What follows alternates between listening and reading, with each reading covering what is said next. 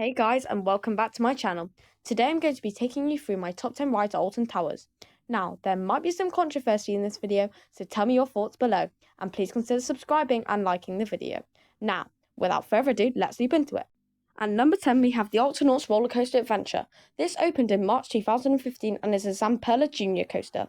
I don't much like this ride, since all it does is just go around 2 times and doesn't really have much to it, although I'm pretty sure the kids like it.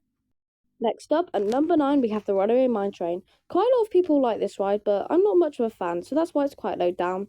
It opened on the 21st of March 1992 and is a Mack-powered coaster. It is located in Katanga Canyon, next to the river rapids. My favourite part about this ride is when you go into the tunnel because you get quite a lot of G-force. Also, if you're lucky, you might get some really cool dueling moments with the Congo River Rapids. Unfortunately, this ride is getting old and it's quite rattly and rough, so that's why it's at number 9. At number 8 is Spinalwizer. This is a Mauer spinning coaster opened on the 17th of March 2004. It doesn't really have much theming, but it does go on for a bit. I actually think this ride's quite underrated because it's actually quite thrilling. My favourite part about this ride is probably the bunny hop because it's quite intense, especially at the back. An underrated ride, but doesn't really have much to it. So, yeah, that's why it's at number 8. I mean, all it is spinning and turns, but I like it. Number 7, we have Rita. This is an intimate launch coaster that launches you 0 to 60 miles per hour in 2.5 seconds. This opened in March 2005 and kind of packs a punch with the launch. Nothing much to it, but it's an alright coaster. Probably the weakest of the thrills, but good ride. Number 6, and it's 13. I love this ride. The theming really does make it. This is a 66-foot tall roller coaster that is a family intimate coaster. I really like the drop in the dark. It really gets me every time, and I love it when I take someone on for the first time and they don't know what's going to happen. Some of the good parts about it is when it weaves through the trees. I love it so much, and yeah, everyone loves 13. Well, what I do not like about it is when you're in the station and when that voice says 13 and then there's the electrocuting, because it always makes me jump and I'm scared.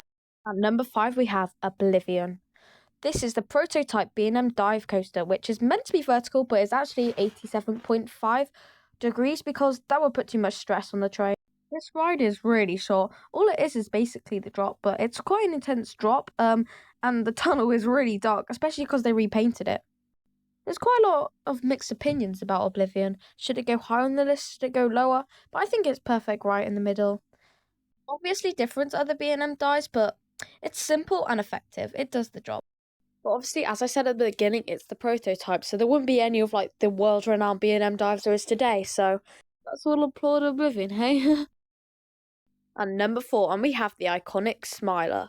Yes, I know people probably hate that this is on number 4, but let's be for real, it's getting rough and it's getting old.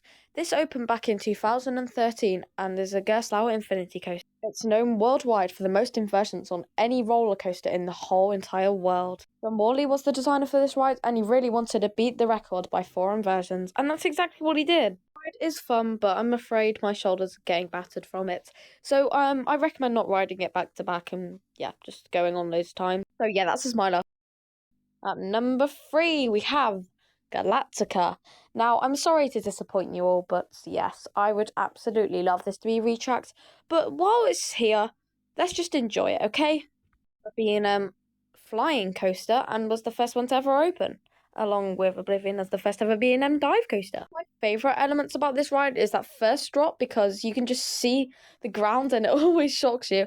And also when you go on that first corkscrew and you lie on your back and you can see the whole world above. If you didn't know already, this used to be known as Air and had VR, but VR does not belong on roller coasters here.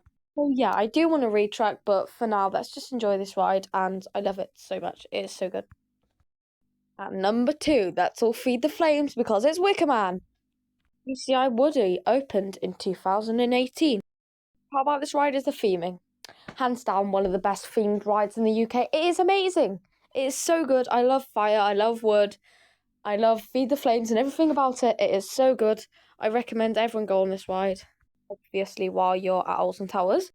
Also, if you didn't know already, you do go through Big Bob, the head, 3 times through the ride.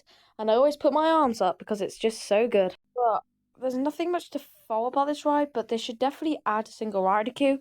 That would be very useful. Yeah, that's the Wickman at Alton Towers. And we have now reached the number 1 spot, and look at it is, Nemesis Reborn. I love this ride. It was one of the first rides I've ridden at Alton Towers. And yeah, I rode it like 2 weeks after it opened, and there were 5-minute queues. The operations on this ride is amazing. I love the operations on this ride. This was the first ever B&M invert. It is so good, intense, packed full of inversions and twists and helixes. It's amazing. I love it, I love it, I love it. And my favourite part of this ride is probably the first inversion. Anyway, guys, thanks for watching. See you in the next video. Ha, you really fools ending. Don't forget to subscribe.